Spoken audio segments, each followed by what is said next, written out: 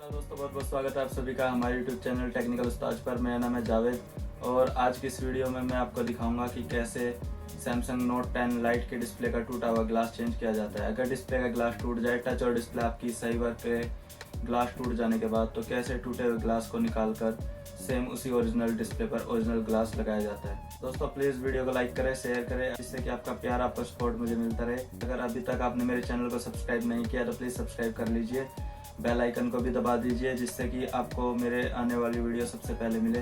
तो चलिए शुरू करते हैं।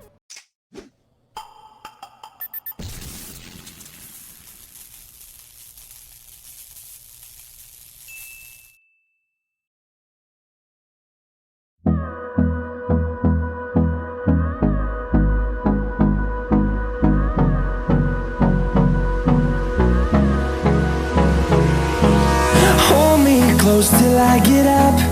Time is barely on our side. I don't wanna waste what's left.